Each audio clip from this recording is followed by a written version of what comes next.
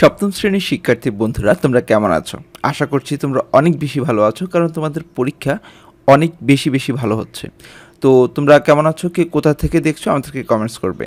আর আমরা এখন তোমাদের ষান্মাসিক মূল্যায়ন পরীক্ষার যে আগামীকাল বাংলা পরীক্ষা হওয়ার কথা, তার জন্য নমুনা প্রশ্নোত্তর 3 নিয়ে এসেছি। চলো শুরু করা যাক।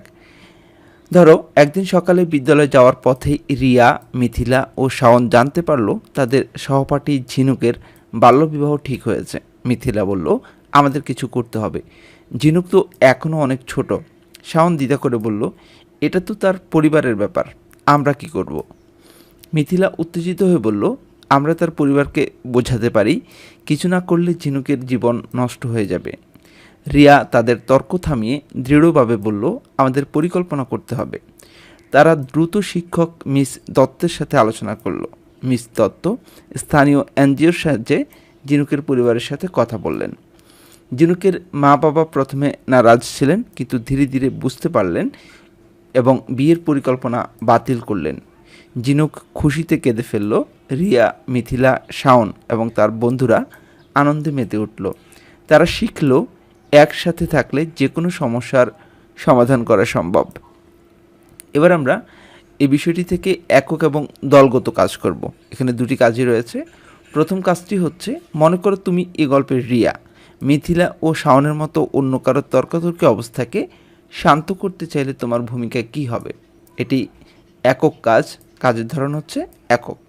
যে কোনো তর্কাতর্কি অবস্থাকে শান্ত করতে চাইলে তোমার ভূমিকা কী হবে? উত্তর হচ্ছে, প্রথমেই আমি তাদের দুজনকে শান্ত করার সর্বাত্মক চেষ্টা করব। দুজনকে সম্পূর্ণ শান্ত করতে পারলে তারপর একজন একজন করে দুজনেরই কথা শুনব। আসল ঘটনাটি শোনার পরে বিষয়টি সম্পর্কে ঠিক ধারণা নিয়ে যার ভুলের দিকটা তুলনামূলক বেশি তাকে শোধরানোর কথা বলবো।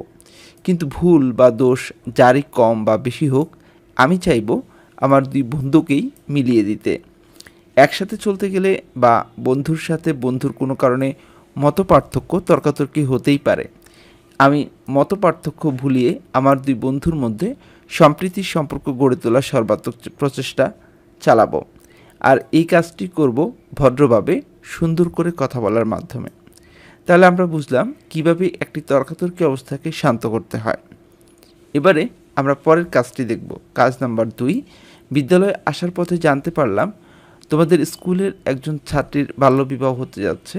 এ নিয়ে বন্ধুরা মিলে আলোচনা করলে এবং সিদ্ধান্ত হলো যে তোমরা বাল্যবিবাহ প্রতিরোধ করার চেষ্টা করবে। এখন বন্ধুরা মিলে কার কার সাথে যোগাযোগ করবে এবং কি বলবে? এটি একটি দলগত কাজ। তো উত্তর হচ্ছে, বিদ্যালয়ের একজন শিক্ষার্থীর বাল্যবিবাহের বিষয়টি নিয়ে আমরা আমাদের শিক্ষকদের সাথে কথা বলবো। শিক্ষকের পরামর্শ মতো আমরা কয়েকজন সহপাঠী মিলে ওই শিক্ষার্থীর বাড়ি যাব। তার বাবা মায়ের সাথে কথা বলে বাল্যবিবাহ প্রতিরোধের চেষ্টা করব। স্থানীয় বিশিষ্ট ব্যক্তি বা জনপ্রতিনিধির সাথেও প্রয়োজন হলে আমরা কথা বলবো।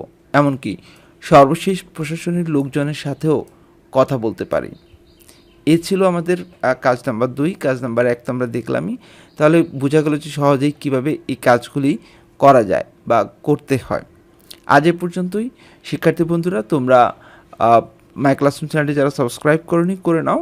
আশা করছি সবশেষ আপডেটটি সবার আগে মাই ক্লাসরুমে পেয়ে যাবে। আল্লাহ হাফেজ।